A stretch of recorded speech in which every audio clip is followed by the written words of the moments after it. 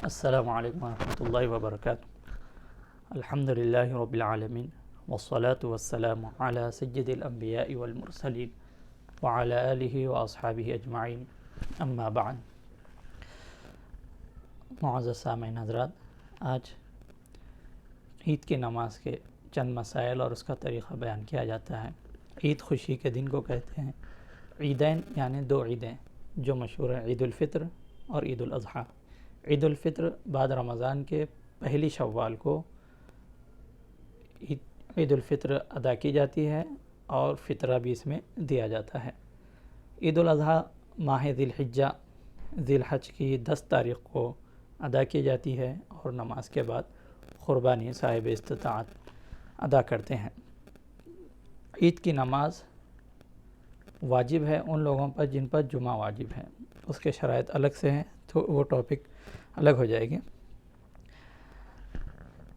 جمعہ اور عیدین میں فرق یہ ہے کہ جمعہ میں خطبہ شرط ہے، عید میں سنت ہے۔ جمعہ میں خطبہ نماز سے پہلے دیا جاتا ہے، پھر نماز پڑھی جاتی ہے۔ عیدین میں پہلے نماز پڑھی جاتی ہے، پھر خطبہ دیا جاتا ہے۔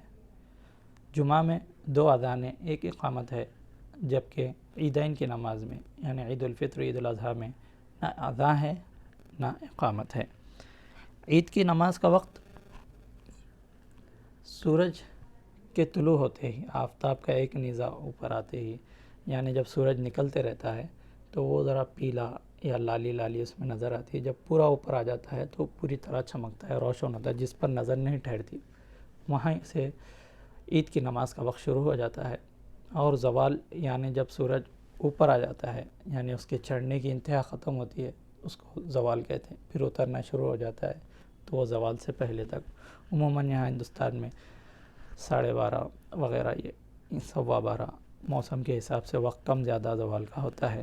بہرحال سورج نکلنے سے اس وقت تک عید کی نماز کا وقت ہوتا ہے۔ عید کی نماز کا طریقہ، الفاظ، اصل تو عید نیت کہتے ہیں۔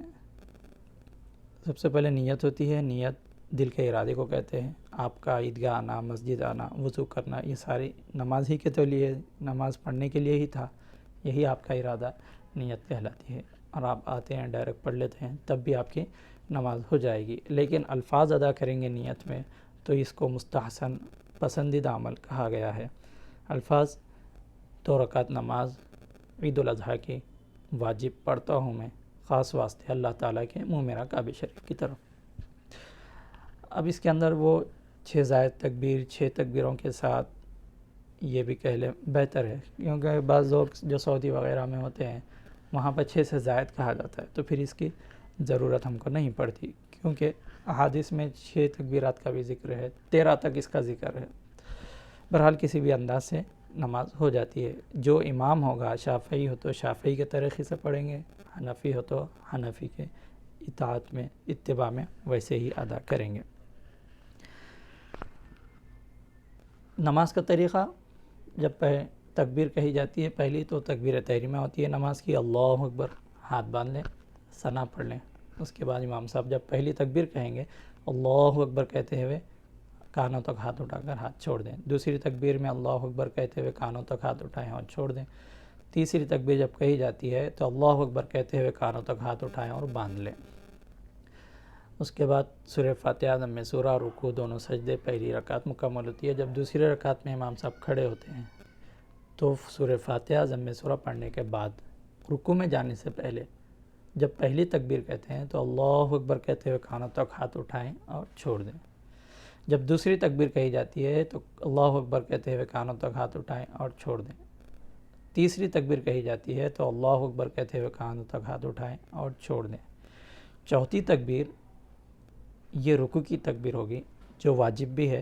جب چوتھی تکبیر کہی جاتی ہے تو اللہ اکبر کہہ کر سیدھا رکوع میں جائیں، ہاتھ نہ اٹھائیں۔ اس طرح قید اخیرہ ہوگا، نماز ختم ہو جائے گی۔ اس کے بعد خطبہ ہوگا۔ لیکن جو شخص ایسے وقت آیا کہ امام صاحب ثنا پڑھ کر 3 تکبیر کہہ چکے، اب سورہ فاتحہ شروع کر چکے ہیں، جب کوئی آ کر ملتا ہے تو اس کو چاہیے کہ اللہ اکبر کہہ دیں، اور اس کے بعد 3 مرتبہ اللہ اکبر اللہ اکبر اللہ اکبر، تیسری بار میں باندھ لے اور شامل ہو جائیں، جبکہ وہاں پر قرات چلتے رہتی ہے. اس طریقے سے وہ مل سکتا ہے. لیکن کوئی شخص ایسے وقت آیا کہ امام صاحب رکوع میں چلے گئے، تو وہ آتا ہے اللہ اکبر. اب اس کو یقین ہے کہ امام صاحب ابھی نہیں اٹھیں گے، میں 3 بار رکوع تکبیر کہہ لے سکتا ہوں، تو وہ 3 بار تکبیر کہہ کر اللہ اکبر رکوع میں چلے جائیں. لیکن اس کو یہ اندیشہ ہے کہ میں 3 بار تکبیر کہے تک امام صاحب رکوع سے اٹھ جائیں گے، جس کی وجہ سے اس کی رکعت چھوٹ جائے گی، تو وہ اللہ اکبر کہہ دیں، پہلے رکوع میں چلے جائیں. رکوع میں تسبیح نہ پڑھیں، بلکہ اس کے بجائے 3 مرتبہ اللہ اکبر اللہ اکبر اللہ اکبر کہہ لیں، ہاتھ نہ اٹھائیں. اگر رکوع میں پہنچ گیا، وہ 3 بار بھی نہ کہہ سکا، تو پھر وہ معاف ہے. اچھا، یہ پہلی رکعت ہی چھوٹ گئی، دوسری رکعت میں آئے. تو جب دوسری رکعت میں آتے ہیں تو دوسری رکعت امام صاحب کے ساتھ تو ہم پڑھ لیتے ہیں. سلام پھیرنے کے بعد جب اٹھتے ہیں تو پہلے سورہ فاتحہ ضم سورہ پڑھیں، اس کے بعد رکوع میں جانے سے پہلے 3 تکبیر کہہ کر اس کے بعد رکوع میں جائیں. یہ طریقہ. ہاں، کوئی شخص ہے کہ قید اخیرہ میں آیا، تشہد پڑھتے وقت دونوں رکعتیں ختم ہو گئی، اب بیٹھے ہوئے ہیں، تحیات وغیرہ پڑھ رہے ہیں، جب آ کے ملتا ہے تو پہلے آئے اللہ اکبر کہہ دے، سیدھا قیدے میں چلے جائے. جب امام صاحب سلام پھیر دیں، اللہ اکبر کہہ کے اٹھیں.